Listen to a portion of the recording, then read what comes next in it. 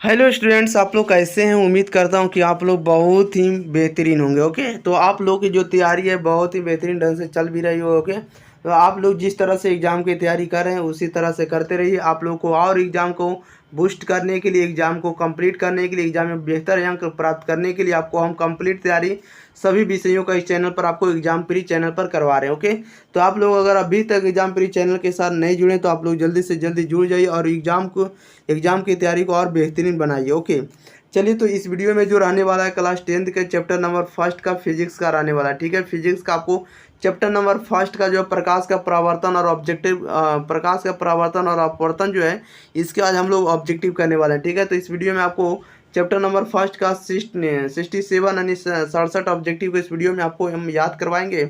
आप लोग को वीडियो को शुरू से अंत तक बने रहना है और इस वीडियो को एक बार दोस्तों के पास, अपने भाई बहन के पास जरूर इस वीडियो को शेयर कर दिएगा। ठीक है, चलिए तो हम लोग स्टार्ट करते हैं। आप लोगों को पता होना चाहिए कि फर्स्ट वीडियो में जो आपको हम 1 से लेकर 71 क्वेश्चन यानी 71 क्वेश्चन हम आपको कंप्लीट कर लिए थे। ठीक है, अगर पार्ट 1 वीडियो को नहीं देखें तो आप लोग जरूर जाकर देखिए। तो इस वीडियो में आपको 72 से लेकर आपको 138 ऑब्जेक्टिव तो आपको मिलने वाला। ठीक है, यानी 67 ऑब्जेक्टिव इस वीडियो में कंप्लीट करेंगे। शुरू से अंत तक आप लोग को देखना होगा ताकि आपको इस वीडियो के अंदर ही याद हो जाए, कहीं दूसरे वीडियो में जाने की आवश्यकता ना हो। ठीक है, आपको 2025 वाले एग्जाम में जो 100% लड़ने की पूरी गारंटी है, इसलिए आप लोग जरूर देखिए सभी वीडियो को। ओके, चलिए तो हम लोग स्टार्ट करते हैं। आप लोग को प्रत्येक आंसर जो आपको 5 से 10 सेकंड के अंदर, नहीं 5 to 10 सेकंड के अंदर आप लोग का आंसर कमेंट बॉक्स के अंदर आना चाहिए। सभी का आंसर बताना भाई बहनों। ठीक है, क्योंकि आप लोग आंसर बताइएगा तभी हम आप पर भरोसा कर सकते हैं कि आप लोग कितना कमजोर है और कितना बेस्ट है। ओके, चलिए तो क्वेश्चन नंबर देखते हैं। 72 नंबर कह रहा है कि के लिए गोलीय लेंस के लिए फोकस दूरी है वस्तु की दूरी यू और प्रतिबिंब दूरी जो है भी में संबंध क्या होगा, बताइएगा। गोलीय लेंस के लिए कह रहा है, गोलीय लेंस के लिए फोकस दूरी एफ, वस्तु की दूरी यू और प्रतिबिंब दूरी जो है भी में क्या संबंध होता है। आप लोगों को बताना है यू एफ भी में क्या रिलेशन होगा। तो हम लोग इसका जानते हैं, फार्मूला होता है कि 1/v माइनस 1/u और 1/f होता है। ये आपको लेंस का सूत्र होता है। Okay, option number B right answer हो जाएगा। क्वेश्चन नंबर देखिएगा 73।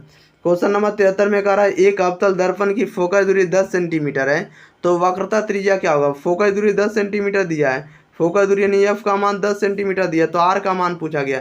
तो आर बराबर क्या होगा, तो आर का मान निकालना, तो हम लोग एफ बराबर एक ही फार्मूला याद रखेंगे, एफ बराबर होता है r/2। तो यहाँ से एफ का मान कितना है, 10 है, बराबर हो जाएगा r/2। और देखिए दो जो है नीचे गुना, इधर जाके भागा, इधर जाके गुना होगा, तो 10 दूनी कितना होगा, 20 होगा। तो जो भी 20 रहेगा वही आंसर हो जाएगा। तो ऑप्शन नंबर बी पर है, option number B right answer हो जाएगा। ओके, क्वेश्चन नंबर 74 में कह रहा है निम्नलिखित में से किसी वस्तु का वास्तविक प्रतिबिंब कौन बना सकता है, बताइएगा। निम्नलिखित में से वास्तविक प्रतिबिंब कौन बना सकता है, तो उत्तल लेंस बी राइट आंसर हो जाएगा। क्वेश्चन नंबर देखिएगा 75 में कह रहा है उत्तल लेंस द्वारा आवर्धित काल्पनिक प्रतिबिंब तब बनता है जब वस्तु रहती है, बताइएगा। 75 का राइट आंसर क्या होगा। कह रहा है उत्तल लेंस द्वारा आवर्धित काल्पनिक प्रतिबिंब तब बनता है जब वस्तु रहता है, जब वस्तु को हम लोग फोकस और लेंस के बीच रख देते हैं। बी राइट आंसर हो जाएगा। नेक्स्ट क्वेश्चन लेते हैं। क्वेश्चन नंबर देखिएगा 76। क्वेश्चन नंबर 76 में देखिए क्या कह रहा है, आप लोगों को 76 का आंसर बताना है। कह रहा है कि एक गोलीय दर्पण से 5 सेंटीमीटर की दूरी पर रखे बिंब का प्रतिबिंब दर्पण से 30 सेंटीमीटर की दूरी पर उसी ओर बनता है जिस ओर बिंब है, तो आवर्धन क्या होगा। तो आवर्धन बराबर हम लोग फार्मूला पढ़े, v/u होता है। आवर्धन बराबर क्या होता है, v/u होता है लेंस के लिए, लेकिन दर्पण रहेगा तो माइनस v/u होगा। ओके, तो आवर्धन निकालना तो m बराबर होता है माइनस v/u, यहाँ से माइनस होगा और यहाँ से बताइएगा जो भी है, भी यानी प्रतिबिंब जो दूरी है, प्रतिबिंब दूरी 30 सेंटीमीटर है और वस्तु की दूरी, वस्तु रखा गया 5 सेंटीमीटर की दूरी पर। सेंटीमीटर से सेंटीमीटर कट जाएगा, 5 एकम 5, 5 छक्का 30, यानी 6 बार में कटेगा। अब माइनस है तो माइनस लगा देंगे, तो माइनस में कितना हो जाएगा, 6 हो जाएगा। ओके, ऑप्शन नंबर इसका बी राइट आंसर हो जाएगा। नेक्स्ट क्वेश्चन लेते हैं। क्वेश्चन नंबर देखिएगा 77। बहुत लॉन्ग क्वेश्चन चला जाता है इसलिए इसमें सोल्व नहीं कर पाते हैं। क्वेश्चन नंबर 77 में कह रहा है एक उत्तल लेंस से 30 सेंटीमीटर की दूरी पर एक बिंब रखी गई है, तो लेंस से बराबर दूरी पर वास्तविक प्रतिबिंब बनता है, तो लेंस की फोकस दूरी क्या होगी। तो लेंस की फोकस दूरी निकालना, लेकिन हमें दिया क्या गया है, तो दिया गया आपको वक्रता त्रिज्या दिया गया। क्या दिया गया, वक्रता त्रिज्या 3 सेंटीमीटर, हमें फोकस दूरी निकालना। तो यह बराबर होता है r/2। आर का मान कितना, तो 30 सेंटीमीटर है और बटा में 2 होगा, कटेगा 15 बार में, तो यानी फोकस दूरी जो होगा 15 सेंटीमीटर होगा, जो कि ऑप्शन नंबर सी पर नजर आ रहा होगा। ओके, क्वेश्चन नंबर देखिएगा आप लोग 78 नंबर। क्वेश्चन नंबर 78 में कह रहा है कि एक उत्तल लेंस की फोकस दूरी 20 सेंटीमीटर है, तो लेंस की क्षमता क्या होगी। तो लेंस की क्षमता आप लोगों को पता होगा कि क्षमता पी जो होता है, पी बराबर होता है 1/f होता है।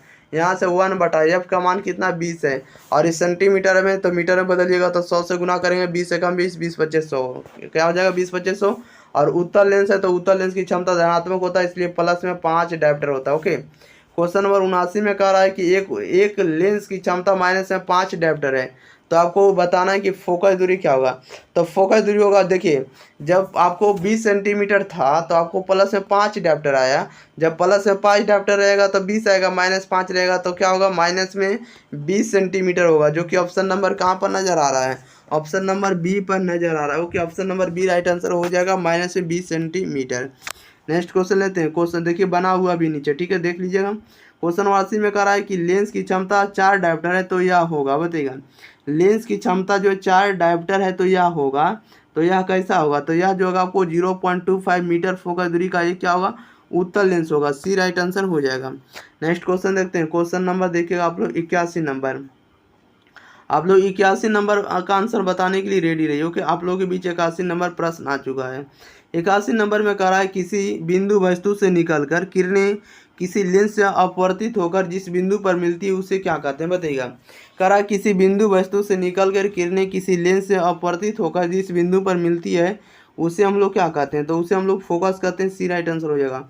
82 में कह रहा है किसी शब्दकोश में पाए गए छोटे अक्षरों को पढ़ते समय आप निम्न में से कौन सा लेंस पसंद करेंगे, तो हम लोग पसंद करेंगे कौन सा लेंस पसंद करेंगे, बताइएगा। तो 82 का राइट आंसर सी हो जाएगा, 50 सेंटीमीटर फोकस दूरी का एक अवतल लेंस का प्रयोग करेंगे। बी राइट आंसर हो जाएगा। नेक्स्ट क्वेश्चन लेते हैं। क्वेश्चन नंबर देखिएगा 83। कह रहा है कि फोटोग्राफी कैमरा का भी दृश्यक होता है, बताइएगा। फोटोग्राफी कैमरा का भी दृश्यक होता है, तो फोटोग्राफी कैमरा का जो अभी दृश्यक होता है उत्तल लेंस होता है। ओके, सी राइट आंसर हो जाएगा। 84 में कह रहा है प्रकाश तरंग उदाहरण है, प्रकाश तरंग का उदाहरण है, तब प्रकाश तरंग का उदाहरण है विद्युत चुंबकीय तरंग का। क्वेश्चन नंबर 85 में कह रहा है दंत विशेषज्ञ किस दर्पण का उपयोग मरीजों के दांतों का बड़ा प्रतिबिंब देखने के लिए करता है, बताइएगा। दंत विशेषज्ञ किस दर्पण का उपयोग मरीजों के दांतों का बड़ा प्रतिबिंब देखने के लिए करता है, तो बड़ा प्रतिबिंब देखने के लिए करेगा तो हमेशा अवतल दर्पण का ही प्रयोग करेगा। ओके, बी राइट आंसर हो जाएगा। क्वेश्चन नंबर देखिएगा 86। कह रहा है कि कौन सा लेंस अपसारी लेंस भी कहलाता है, कौन सा लेंस अपसारी लेंस कहलाता है, तो अवतल लेंस को अपसारी लेंस कहते हैं। ए राइट आंसर हो जाएगा। 87 में कह रहा है एक प्रयोग में अवतल दर्पण द्वारा किसी बिंब का प्रतिबिंब एक पर्दे पर प्राप्त किया जाता है। दर्पण की फोकस दूरी को निर्धारित करने के लिए प्रयोगकर्ता को मापने की आवश्यकता है, तो प्रयोगकर्ता को मापने की आवश्यकता है दर्पण तथा पर्दा के बीच की दूरी को, और दर्पण तथा बिंब के बीच की दूरी, यानी दर्पण और वस्तु को कहाँ पर रखा गया इसके बीच की दूरी को, दोनों को क्या करना पड़ेगा, पता करना पड़ेगा, इसलिए राइट आंसर आपका सी होगा। ओके, दोनों को मापना हो। ओके, यानी अगर आपको पता करना है दर्पण से फोकस दूरी निर्धारित करना, यानी दर्पण की फोकस दूरी बताना है, तो उसके लिए दोनों चीज़ों को क्या करना पड़ेगा, मापना होगा। ओके, मेजरमेंट करना होगा, मेजर करना होगा, तो सी राइट आंसर हो जाएगा, ए और बी दोनों। क्वेश्चन नंबर देखिएगा 88 में कह रहा है कि गोलीय दर्पण के परावर्तक पृष्ठ की वृत्ताकार सीमा रेखा का व्यास कहलाता है, बताइएगा। गोलीय दर्पण के परावर्तक पृष्ठ की वृत्ताकार सीमा रेखा का व्यास क्या कहलाता है, तो ये कहलाता है आपको गोलीय दर्पण का द्वारा। डी राइट आंसर हो जाएगा। 89 में कह रहा है निम्नलिखित में से कौन सा उत्तल लेंस की फोकस दूरी है जिसकी जो त्रिज्या आपको 32 सेंटीमीटर, तो देखिए वक्रता त्रिज्या यानी आर का मान 32 सेंटीमीटर है, तो यह बराबर होता है R/2 होता है। आर का मान कितना है, 32 से बटा में 2 करेंगे तो 16 बार में कट जाएगा, कितना बार में, 16 बार में, तो right answer option number C हो जाएगा, 16 सेंटीमीटर। ओके, और उत्तल लेंस की फोकस दूरी धनात्मक होती है, प्लस 16 सेंटीमीटर हो जाएगा राइट आंसर। क्वेश्चन नंबर देखिएगा 90 नंबर में कह रहा है यदि किसी बिंब का प्रतिबिंब का आवर्धन ऋणात्मक है तो उस प्रतिबिंब की प्रकृति क्या होगा, बताइएगा। उस प्रतिबिंब की प्रकृति बताना है, तो 90 का राइट आंसर ए हो जाएगा, वास्तविक और उल्टा होगा। 91 में कह रहा है कि गोलीय दर्पण का परावर्तक पृष्ठ वक्रित होता है, बताइएगा। गोलीय दर्पण का परावर्तक पृष्ठ जो होता है वक्रित होता है, तो अंदर या बाहर की ओर होता है। सी राइट आंसर हो जाएगा। 92 में कह रहा है वह गोलीय दर्पण जो अंदर की तरफ वक्रित रहता है या क्या कहलाता है, बताइएगा। कह रहा वह गोलीय दर्पण जो अंदर की तरफ वक्रित रहता है उसे हम लोग क्या कहते हैं, तो उसे हम लोग कहते हैं अवतल दर्पण कहते हैं। अगर अंदर की ओर अगर आपको वक्रित है, देखिए अंदर की तरफ वक्रित रहेगा तो हम लोग क्या कहेंगे, तो उसे हम लोग अवतल कहेंगे। ऑप्शन नंबर इसका बिल्कुल ही ए राइट आंसर हो जाएगा। नेक्स्ट क्वेश्चन देखते हैं। क्वेश्चन नंबर देखिएगा आप लोग 93। कह रहा है कि वह गोलीय दर्पण जो बाहर की तरफ वक्रित होता है उसे क्या कहते हैं? तो right answer option number C हो जाएगा, उत्तल दर्पण कहेंगे। ओके, नेक्स्ट क्वेश्चन लेते हैं। क्वेश्चन नंबर देखिए आप लोग 94 नंबर की ओर। 94 नंबर का आप लोग आंसर जरूर बताइएगा, आपके सामने बीच क्वेश्चन आ चुका है। 94 में कह रहा है गोलीय दर्पण के परावर्तक पृष्ठ के केंद्र को दर्पण का कहा जाता है। बताइएगा गोलीय दर्पण के परावर्तक पृष्ठ के केंद्र को दर्पण का क्या कहा जाता है? तो दर्पण का हम लोग ध्रुव कहेंगे, बी राइट आंसर हो जाएगा। 95 में कह रहा है गोलीय दर्पण का वक्रता केंद्र को किस अक्षर से निरूपित किया जाता है? बताइएगा गोलीय दर्पण का वक्रता केंद्र को किस अक्षर से निरूपित किया जाता है? तो उसे सी से निरूपित किया जाता है, ये राइट आंसर हो जाएगा। वक्रता केंद्र को किसे डिनोट करेंगे? तो सी से, ध्रुव को पी से, फोकस ध्रुव को एफ से। ओके, याद रखिएगा ये सब बात को। अब प्रकाशीय केंद्र को वो से डिनोट किया जाता है। ओके, याद रखना ये सब बात को आप लोग को शॉर्ट में। ओके, क्वेश्चन नंबर 96 में कह रहा है किसी लेंस द्वारा उत्पन्न आवर्धन का यह सैमात्रक होगा। बताइएगा कह रहा है किसी लेंस द्वारा उत्पन्न आवर्धन का यह सैमात्रक क्या होगा? तो आवर्धन का यह सैमात्रक आप लोगों को बताना है। तो आवर्धन का कोई मात्रक नहीं होता, आवर्धन मात्रक विहीन राशि है। तो राइट आंसर आपका डी हो जाएगा, मात्रक विहीन। ओके, क्वेश्चन नंबर देखिएगा 97 नंबर में आप लोगों के बीच आ गया। कह रहा है निम्नलिखित में से किस लेंस की फोकस दूरी जो है धनात्मक है? निम्नलिखित में से किस लेंस की फोकस दूरी जो आपको धनात्मक है? फोकस दूरी धनात्मक है कौन सा लेंस का? तो ऑप्शन नंबर इसका बी हो जाएगा, उत्तल लेंस का। 98 में कह रहा है गोलीय दर्पण के ध्रुव तथा वक्रता त्रिज्या से गुजरने वाली सीधी रेखा को कहते हैं। बताइएगा गोलीय दर्पण के ध्रुव तथा वक्रता त्रिज्या से गुजरने वाली सीधी रेखा को क्या कहते हैं? तो सीधी रेखा को हम लोग मुख अक्ष कहेंगे, बी राइट आंसर हो जाएगा। प्रिंसिपल एक्सिस जिसे कहते हैं, ठीक है, प्रधान अक्ष। क्वेश्चन नंबर 99 में कह रहा है सूर्य के प्रकाश के संकेंद्रण से उत्पन्न ऊष्मा के कारण जल उठता है। बताइएगा क्या जल उठता है? कह रहा है कि सूर्य के प्रकाश के संकेंद्रण से उत्पन्न ऊष्मा के कारण जल उठता है। तो उत्पन्न ऊष्मा के कारण जल उठेगा कागज को जब आप लोग रख दीजिएगा सूर्य की प्रकाश की रोशनी में, तो ये क्या होने लगेगा? जो जलने लगेगा। ओके, राइट आंसर आपका ए हो जाएगा। 100 में कह रहा है किस दर्पण से हमेशा वस्तु से छोटा प्रतिबिंब प्राप्त होता है? बताइएगा किस दर्पण से हमेशा वस्तु से छोटा प्रतिबिंब प्राप्त होता है? तो यह प्राप्त होता है उत्तल दर्पण का। Option number A right answer हो जाएगा। नेक्स्ट क्वेश्चन देखते हैं। क्वेश्चन नंबर 101 में देखिए क्या कर रहा है कि टॉर्च एवं वाहनों के उग्र दीपों यानी हेडलाइट्स में किस दर्पण का उपयोग किया जाता है? बताइएगा टॉर्च एवं वाहनों के उग्र दीपों में किस दर्पण का उपयोग किया जाता है? तो यह उपयोग किया जाता है आपको अवतल दर्पण का, ये राइट आंसर हो जाएगा।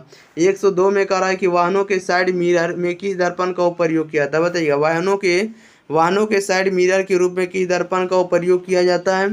तो यह प्रयोग किया जाता है, आप लोगों को पता होना चाहिए, उत्तल दर्पण का किया जाता है, सी राइट आंसर हो जाएगा। क्वेश्चन नंबर देखिएगा 103 में करा है कि इनमें से कौन दर्पण का सूत्र है?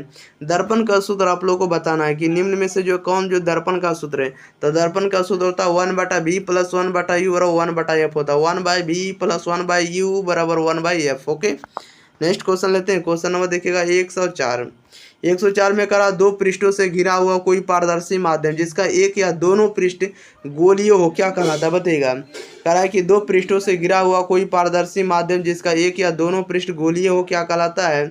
तो उससे हम लोग कहेंगे लेंस कहेंगे, ये राइट आंसर हो जाएगा। 105 में कह रहा है उत्तल लेंस को कहते हैं।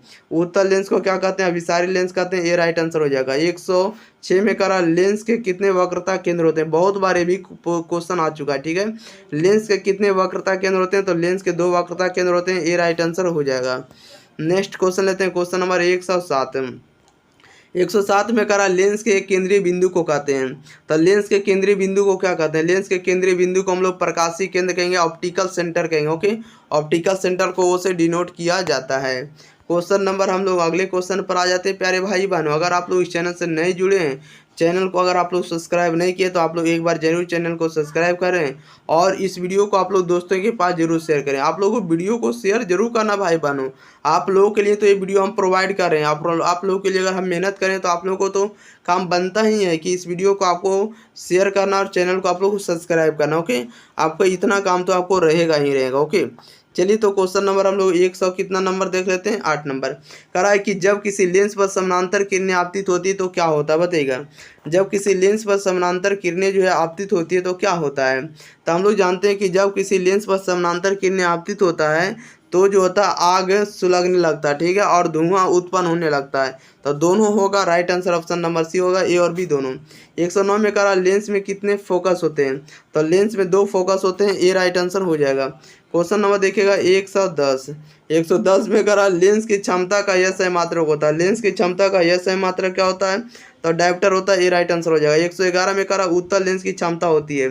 तो उत्तल लेंस की क्षमता क्या होती है, तो धनात्मक होती है, ए राइट आंसर हो जाएगा। नेक्स्ट क्वेश्चन देखिएगा क्वेश्चन नंबर 112। 112 में कह रहा है कि अवतल लेंस की क्षमता होती है। अवतल लेंस की क्षमता क्या होती है, ऋणात्मक होती है, ए राइट आंसर हो जाएगा। 113 में कह रहा है कि प्रकाश गमन करता है, बताइएगा। प्रकाश गमन करता तो सीधी रेखा में गमन करता हो, कि याद रखिएगा इस बात को कि प्रकाश जब भी गमन करता तो स्ट्रेट लाइन में ही गमन करता। Option number A right answer हो जाएगा, सीधी रेखा। क्वेश्चन नंबर हम लोग लेते हैं 114 नंबर। देखिए 114 नंबर में क्या करा आप लोगों के लिए क्वेश्चन आया हुआ है कि कह रहा है कि एक अवतल दर्पण की फोकस दूरी 20 सेंटीमीटर है। एक दर्पण के ध्रुव से 30 सेंटीमीटर की दूरी पर रखी गई, तो प्रतिबिंब कहाँ बनेगा। तो देखिए जिनको जिनको फार्मूला आता है, दर्पण का सूत्र 1/b प्लस 1/u बराबर 1/f। अगर इस जगह पर अगर आप लोग बैठा दीजिएगा तो आपका आंसर आ जाएगा। फोकस दूरी दिया है 20 सेंटीमीटर, नियप का मान आपको 20 सेंटीमीटर देना है, दिया हुआ है। और फोकस दूरी ऋणात्मक होता है तो माइनस में आपको 20 सेंटीमीटर लेना है, ओके। और आपको दर्पण से ध्रुव से जो दूरी दिया हुआ है ये कितना है, तो 30 सेंटीमीटर दिया है। यानी वस्तु का दूरी दिया है आपको 30 सेंटीमीटर। प्रतिबिंब निकालना है, भी का मान निकालना है, ठीक है, इस तरह से बैठा लीजिएगा। तो 114 का जो राइट आंसर हो जाएगा ऑप्शन नंबर इसका ए हो जाएगा। दर्पण से 60 सेंटीमीटर की दूरी पर वस्तु की ओर ही रखा जाएगा, ओके, राइट आंसर ए हो जाएगा। क्वेश्चन नंबर देखिएगा 115 कह रहा है किसी अवतल दर्पण के सामने 30 सेंटीमीटर की दूरी पर स्थित वस्तु का प्रतिबिंब दर्पण के पीछे 40 सेंटीमीटर पर बनता है, तो दर्पण की फोकस दूरी क्या होगा। तो दर्पण की फोकस दूरी का मान क्या होगा, तो आपको 120 सेंटीमीटर होगा, बी राइट आंसर हो जाएगा। इस पर भी आपको बैठा देना 1/b प्लस 1/u बराबर 1/f पर बैठा देना है। देखिए 30 सेंटीमीटर जो दिया गया आपको, 30 सेंटीमीटर की दूरी पर स्थित वस्तु का रखा गया, प्रतिबिंब रखा गया और इसके पीछे बनता है। यानी वस्तु की दूरी जो दिया आपको कितना दिया है, देखिए वस्तु की दूरी आपको निकालना है, एफ का मान निकालना है, जिसमें से जो आपको वस्तु की दूरी जो दिया आपको 30 सेंटीमीटर दिया, प्रतिबिंब आपको 40 सेंटीमीटर दिया, ठीक है। यानी बी का मान 40 है, यू का मान 30 है, एफ का मान निकालना, बैठा दीजिएगा आप लोग। तो 115 का जो राइट आंसर हो जाएगा क्या हो जाएगा भाई लोग, तो 120 सेंटीमीटर हो जाएगा, बी राइट आंसर हो जाएगा। 116 में कह रहा है एक गोलीय दर्पण की वक्रता त्रिज्या 20 सेंटीमीटर है, तो इसके फोकस दूरी कितनी होगी। तो फोकस दूरी का मान आपको 10 सेंटीमीटर होगा, ए राइट आंसर हो जाएगा। क्वेश्चन नंबर देखिएगा 17 नंबर में कह रहा है कि जिस वस्तु से प्रकाश निकलता है उसे कहा जाता है।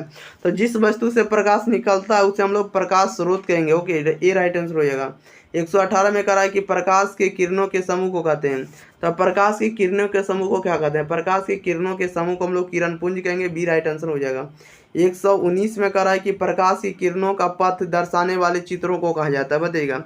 प्रकाश की किरणों का पथ दर्शाने वाले चित्रों को कहा जाता है, उसे हम लोग किरण आरेख कहेंगे, ए राइट आंसर हो जाएगा, रे डायग्राम कहेंगे। क्वेश्चन नंबर 120 में कह रहा है कि आवर्धन का यह सही मात्रक है। तो आवर्धन का कोई मात्रक होता है भाई लोग, नहीं होता, आवर्धन का कोई मात्रक नहीं होता, आवर्धन मात्रक विहीन राशि है, इसलिए राइट आंसर आपका इनमें से कोई नहीं हो, ओके। यहाँ पर कभी कभी लिखा रहेगा मात्रक विहीन, तो इसी में आप लोगों को आंसर लगाना है। 100 देखिएगा आप लोग 21 नंबर, अब आप लोगों के बीच 121 नंबर हम पधार रहे हैं, ठीक है, पहुँच गया। अब आप लोग देखिएगा 121 नंबर में क्या करा है। आप लोगों को सभी क्वेश्चन पढ़ के जाना है, इसी चैनल पर आपको सभी कंटेंट मिलने वाला है, आपको दूसरे चैनल पर नहीं जाना है, ठीक है। इस चैनल से आपको जुड़ जाना, दोस्तों के पास भी इस वीडियो को शेयर कर देना है और बता देना है कि इस चैनल पर सभी तरह के वीडियो आपको आ रहा है, आप लोग जरूर जुड़ जाइए। और आपको जो है कम से कम 10 लोगों के पास इस वीडियो को शेयर करना ही करना है, ओके। क्वेश्चन नंबर देखिएगा 121 कह रहा है कि उत्तल दर्पण के सामने एक वस्तु को रखा गया है, तो जिसकी प्रतिबिंब की प्रकृति कैसी होगी, बताइएगा। कह रहा उत्तल दर्पण के सामने एक वस्तु को रखा गया जिसकी प्रतिबिंब की प्रकृति कैसी होगी। तो प्रतिबिंब की प्रकृति काल्पनिक होगा। उत्तल दर्पण के सामने रखेंगे तो हमेशा काल्पनिक होगा, वस्तु से छोटा होगा और हमेशा क्या होगा, छोटा बनेगा, ठीक है, सीधा बनेगा। काल्पनिक प्रतिबिंब हमेशा सीधा होता है। 122 में कह रहा है किसी लेंस की क्षमता -2 डायोप्टर है, ठीक है, 2D। तो इसकी फोकस दूरी क्या होगा? तो फोकस दूरी देखिए, पी का मान आपको दिया -2d दिया, आपको एफ का मान निकालना है तो निकाल दीजिएगा। पी बराबर होता है फार्मूला 1/f निकाल देना है और यहाँ से पी का मान रखिएगा और यहाँ से आपको सेंटीमीटर में बदल देना, जो कि 122 का राइट आंसर जो हो जाएगा। 122 का राइट आंसर क्या हो जाएगा? डी हो जाएगा। ठीक है, डी बोले तो माइनस में कितना हो जाएगा? 0.5 मीटर हो जाएगा। ठीक है, इसको याद रखिएगा। नेक्स्ट क्वेश्चन लेते हैं, क्वेश्चन नंबर 123। 123 में करा, निम्नलिखित में से किसका अपवर्तनांक सबसे अधिक होता है? निम्नलिखित में से किसका अपवर्तनांक जो होता है सबसे अधिक होता है? तो सबसे अधिक अपवर्तनांक हीरा का होता है। हीरा का अपवर्तनांक होता है 2.42 होता है, 2.42 होता है। ओके, क्वेश्चन नंबर देखिएगा 124 का, निम्नलिखित में से किस लेंस को अभिसारी लेंस कहते हैं? निम्नलिखित में से किस लेंस को अभिसारी लेंस कहते हैं? तो उत्तर लेंस को कहते हैं, ये राइट आंसर हो जाएगा। Question number 125। 125 में कह रहा है कि दर्पण के सामने किसी भी दूरी पर स्थित वस्तु का सीधा प्रतीत होता है तो वह दर्पण होगा। तो वह दर्पण कैसा होगा? तो दर्पण या तो समतल होगा अथवा उत्तल होगा, डी राइट आंसर हो जाएगा। 126 में कह रहा, निम्नलिखित में किस माध्यम में प्रकाश चाल सबसे अधिक होता है? प्रकाश की चाल जो होता है सबसे अधिक किस माध्यम में होता है? तो यह होता आपको निर्वात में होता है, डी राइट आंसर हो जाएगा। Question number 127। 127 में कह रहा है तैलीय कागज होता है। तैलीय कागज होता है, नहीं तेल लगा हुआ जो कागज होता है कैसा होता है? तो तेल लगा हुआ कागज होता है, पारभाषक होता है। ऑप्शन नंबर इसका सी राइट आंसर हो जाएगा। नहीं, प्रकाश का कुछ अंश क्या होता है? बाहर निकल जाता है। क्वेश्चन नंबर 128 कह रहा है कि समतल दर्पण की फोकस दूरी होती है।